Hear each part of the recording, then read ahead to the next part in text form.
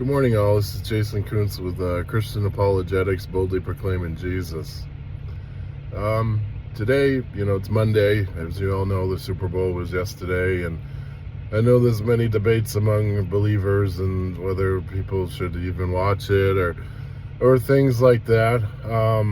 And I don't want to get into that today.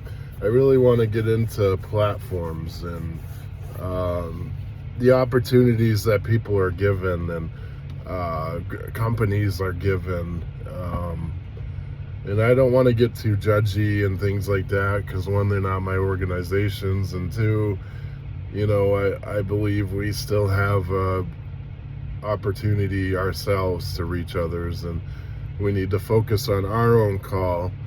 But I must tell you, I was not only disappointed as a Patriots fan, but even though they had a good season and the future is bright, the game itself was still disappointing. But what really struck me and what I was looking forward to see was Turning Point's halftime show. I was not going to watch the other one. I just don't affiliate myself with those type of things, and that's all I'll say on that. I don't expect the world to proclaim Jesus. Okay, that's not what I would go into watching that, and I didn't watch that halftime show. But I was looking forward to Turning Points to see what they would use their platform. They had, at one time, just on YouTube, 5.1 million people tuning in, or more. I may have missed that. And they were on other platforms. They were even on TBN, which is a Christian channel for Christian related topics and programs, and I just found myself very disappointed in what they chose to do. There was one verse, and quite frankly, my wife and I had turned it off before even he came on, where the guy known as Kid Rock included that we should dust off our Bibles and proclaim Jesus dying on the cross. One verse of that whole show, and the rest of it was about beer and other things. And I understand that relates with parts of the world, but Turning Point, when Charlie was there, very much billed itself as a Christian organization, and I can't help but contrast the difference. If he was alive, that would not have happened. He would have taken that opportunity to proclaim Jesus through music. I know he would have.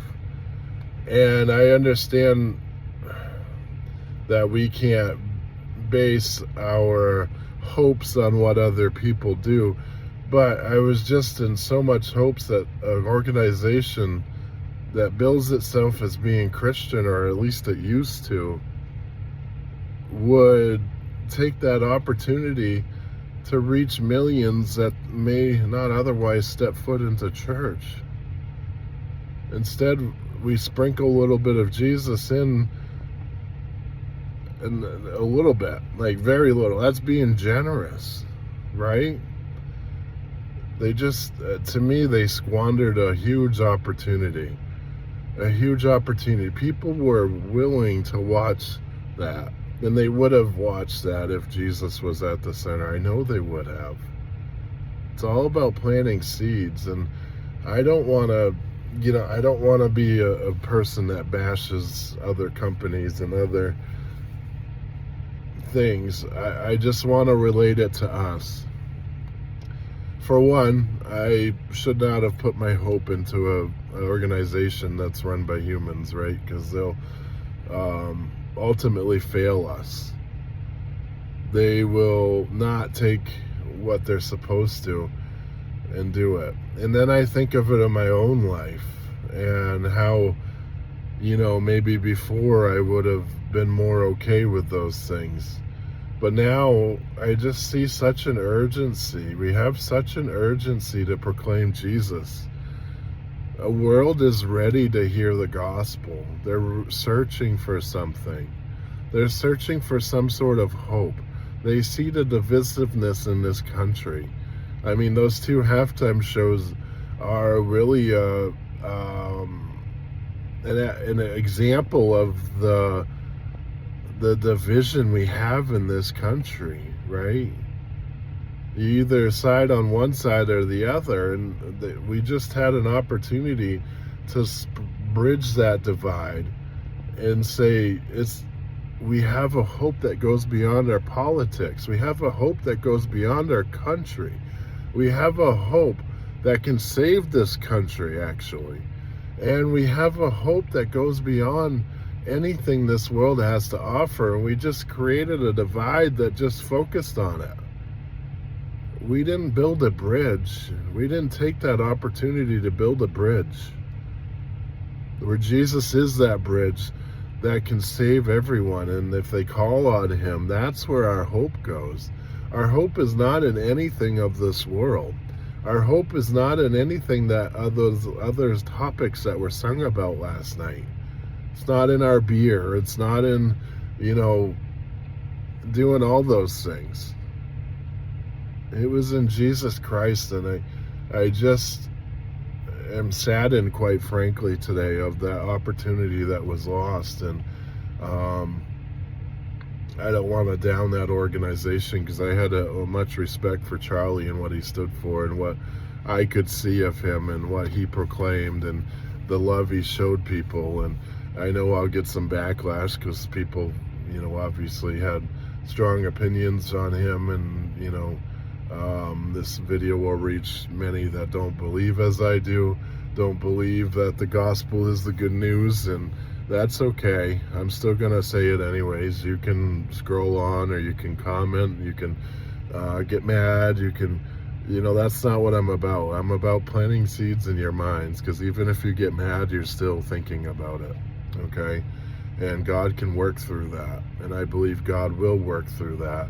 And I just am also motivated by that. And I don't want to say I was motivated by a halftime show, because I've had this motivation, but it shows me the urgency that we need to use whatever platforms we have to reach people. There is no other thing that's more important than that. We're coming to a time where there's an inflection point in this country. I don't know when Jesus is going to return. I believe it's very soon. But even if it's not, we can look all around and we can see the divisiveness. We can see the polarization, how this country is reaching a point of no return.